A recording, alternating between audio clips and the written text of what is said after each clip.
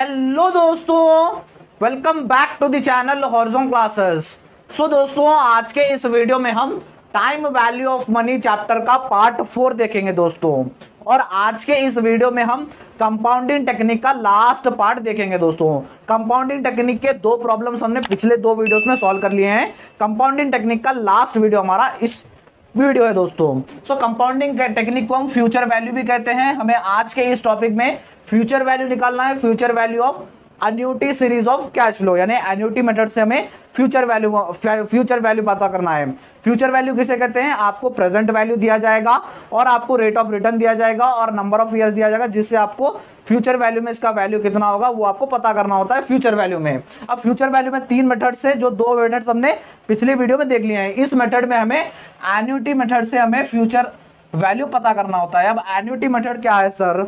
Annuity method यानी दोस्तों आपको एक क्या कहा जाता है, फॉर एग्जांपल एक नंबर ऑफ ईयर्स तक आप इन्वेस्ट करते हो और her end of the year में आप पर्टिकुलर एक सेम अमाउंट इन्वेस्ट करते हो। सो आपको रेट ऑफ रिटर्न मिलता है। रेट ऑफ रिटर्न के बाद उस पर्टिकुलर ईयर के बाद आपका पैसा कितना होगा आपको कैलकुलेट करना होता है। एग्जाम्पल के तौर पर ले लेता हूं मैं, 5 साल के लिए आप इन्वेस्ट कर रहे हो और आप क्या कर रहे हो, हर साल क्या कर रहे हो, 1000 रुपीज इन्वेस्ट कर रहे हो। हर साल at the end of year 5 साल तक आप इन्वेस्ट कर रहे हो। 5 साल यानी हर साल आप हजार रुपए दे रहे हो, 5 साल तक दे रहे हो। आपको रेट ऑफ रिटर्न 10% है, तो आपका 5 साल के बाद वैल्यू क्या होता है वो आपको निकालना होता है दोस्तों। यानी her end of the year के बाद आप एक इन्वेस्टमेंट करते हो। इन्वेस्टमेंट कितना करते हो? 1000 का।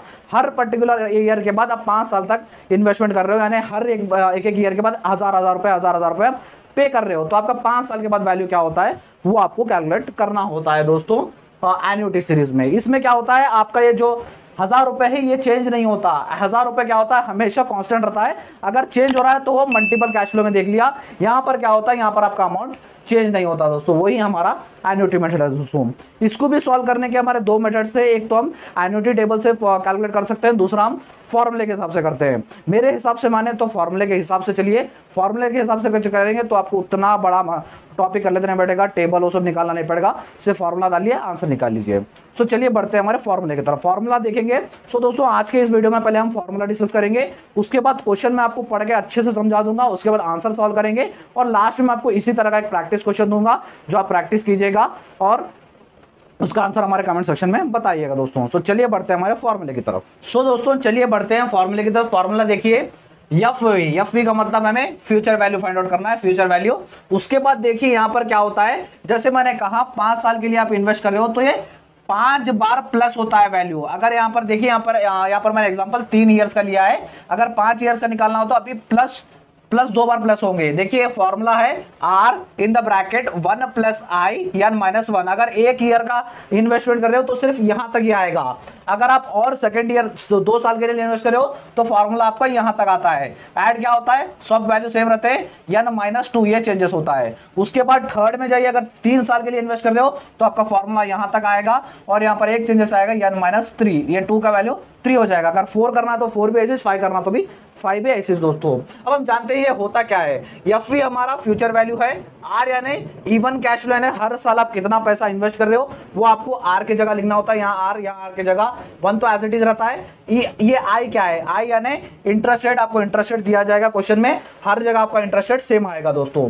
उसके बाद देखिए यन क्या है, यहाँ पर यन पावर में यन दिख रहा है। यन का मतलब नंबर ऑफ ईयर्स, यानी कितने साल के लिए आप इन्वेस्ट कर रहे हो वो आपको यहाँ पर लिखना होता है दोस्तों। उसके बाद सेम कल जैसा करते हैं सेम फॉर्मूला के हिसाब से वैसे ही करना है। मल्टीपल कैश फ्लो जैसा वहां पर हमारा इवन कैश फ्लो अनइवन था, यहाँ पर इवन है, यानी साल को साल आप जो इन्वेस्टमेंट कर रहे थे वो आपका चेंज हो रहा था, यहाँ पर चेंज नहीं होगा दोस्तों। बाकी सब प्रॉब्लम सेम है। चलिए क्वेश्चन की तरफ बढ़ते हैं।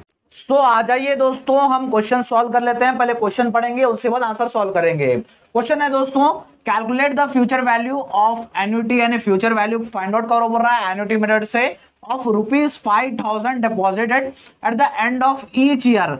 हर ईच ईयर यानी हर साल के एंड में 5000 रुपए डिपॉजिट कर रहा है एक व्यक्ति at 6% for a period of 5 years, यानी उसे इंटरेस्ट मिल रहा है 6% का पर एनम।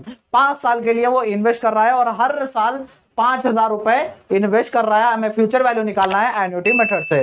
सो सिंपल है बच्चों, सिर्फ फॉर्मूले के हिसाब से हमें आंसर करना है। फॉर्मूला पुट कर लेते हैं, F V equals to R 1 + I n - 1 plus R 1 plus I n minus 2 plus R 1 plus I n minus 3। So दोस्तों हमें 5 साल के लिए निकालना है, तो अभी ये हमारे 3 ईयर्स हो गए, ऐसे हमें 2 स्टेप्स और बढ़ा देना है। So R as it is 1 plus I n minus 4 plus R 1 plus I n minus 5। So 5 साल का निकाला तो 5 स्टेप हमें करना होगा दोस्तों। अब सिंपल है, हमारा आर क्या होगा, हमारा आर होगा 5000 रुपए हर साल इन्वेस्ट कर रहे हैं तो आर 5000 हो गया। आई हमारा 6% होगा इंटरेस्ट। यन हमारा 5 साल के लिए इन्वेस्ट कर रहे हैं तो यन हमारा 5 हो गया। तो सिंपल से पुट कर लीजिए, आर हमारा हर साल 5000 इन्वेस्ट कर रहे हैं तो 5000। सो दोस्तों ब्रैकेट खोल लीजिए, 1 एज इट इज आ जाएगा। अब इंटरेस्ट रेट कितना है, इंटरेस्ट रेट 6% है। सो दोस्तों 6% है, 6% को क्या हम 0.06 लिख सकते हैं। कैसे लिखेंगे, जब हम 6 डिवाइडेड बाय 100 करेंगे तो हमारा आंसर मिलेगा 0.06।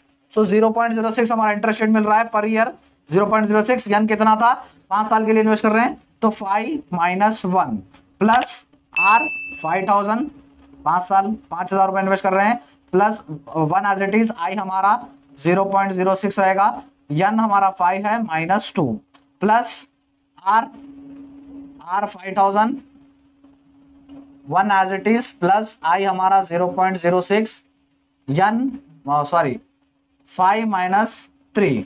उसके बाद प्लस आर हमारा 5000 है 1 प्लस आई हमारा 0.06 यन माइनस 4, यन हमारा 5 है माइनस 4। उसके बाद कंटिन्यू मैं नीचे कर रहा हूं दोस्तों, ये मिटा देते हैं। कंटिन्यू प्लस आर हमारा 5000 है 1 as it is plus interest हमारा 0.06 5 माइनस 5। यहां तक क्लियर है दोस्तों, फॉर्मूले के हिसाब से हमने यहां तक पुट कर लिया। आई होप यहां तक क्लियर है। अब चलिए समराइज कर लेते हैं। समराइज देखिए, समराइज कैसे करेंगे। 5000 हम एज इट इज रख लेंगे क्योंकि पहले हमें ब्रैकेट सॉल्व करना है। ब्रैकेट सॉल्व करेंगे 1 प्लस 0.06 करेंगे तो 1.06 हमारा आंसर आएगा। 5 में से 1 गया तो 4 बच गया power plus as it is 5000 as it is. ऐसे ही 1 प्लस 0.06 करेंगे तो 1.06 आएगा। 5 माइनस 2 गया तो 3 बचेगा plus 5000 as it is. 1 plus 0.06 करेंगे तो 1.06 आंसर आएगा। 5 में से 3 गया तो 2 बचेगा प्लस ये 5000 एज इट इज। 1 प्लस 0.6 करेंगे तो 1.06 आएगा। 5 में से 4 गया तो 1 बचेगा प्लस ये आंसर हम डायरेक्टली कर लेते हैं। यहाँ पे कंटिन्यू करेंगे 5000 एज इट इज। 1 प्लस 0.06 करेंगे तो 1.06 इसका आंसर आएगा। 5 में से 5 गया तो यहां पर गौर से सुनिए, मैंने पिछले वीडियो में समझाया था 5 में से 5 जा रहा है तो कितना बचेगा, 0 बचेगा। दोस्तों हमेशा याद रखिए दोस्तों, कभी भी आपका पावर 0 आ रहा है तो बाजू का वैल्यू जो उसका न्यूमरेटर है उसका क्या हो जाएगा, वो हमेशा 1 हो जाएगा। यानी पावर में 0 आता तो उसके पीछे का वैल्यू हमेशा 1 रहेगा दोस्तों। तो 1.06 है तो 1.06 कट करके हम यहाँ पर 1 लिख देंगे, 0 हमारा चला जाएगा दोस्तों। और समराइज कर लीजिए 5000 एज इट इज।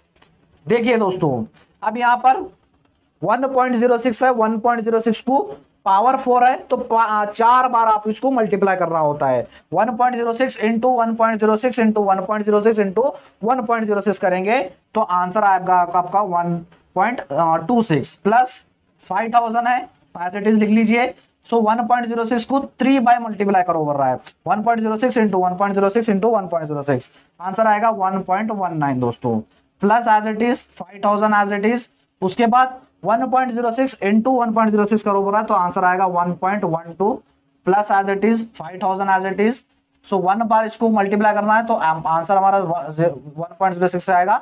ये 5000 ये सेम एज इट इज लिख लीजिए, 5000 as it is 1 as it is दोस्तों। उसके बाद और समराइज कर लीजिए, दोनों को मल्टीप्लाई करना रह गया है वो, अब इन दोनों को मल्टीप्लाई करते जाइए। 5000 इंटू 1.26 करेंगे तो 6300 आएगा प्लस 5000 इंटू 1.19 करें तो 5950 इसका आंसर आएगा।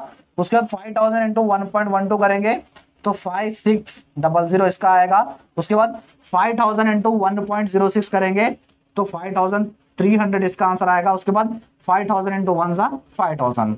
सो दोस्तों अब इन पांचों को प्लस कर लीजिए। सो 6300 प्लस 5950 प्लस 5600 प्लस 5300 प्लस 5000, इन तीनों को प्लस करेंगे तो 28,150 हमारा आंसर आ जाएगा दोस्तों। आई होप क्लियर है। एक बार जल्दी से स्क्रीनशॉट ले लीजिएगा दोस्तों।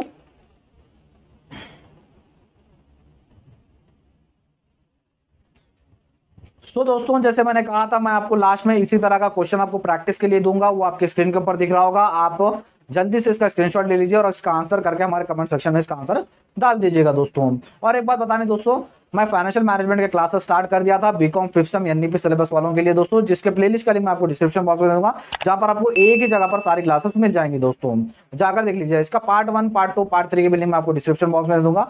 वीडियो अच्छा लगा तो वीडियो को लाइक कर दीजिए, अपने फ्रेंड्स के साथ शेयर कीजिएगा और अपना प्रीशियस कमेंट हमारे कमेंट सेक्शन में बता दीजिएगा दोस्तों। Thank you so much.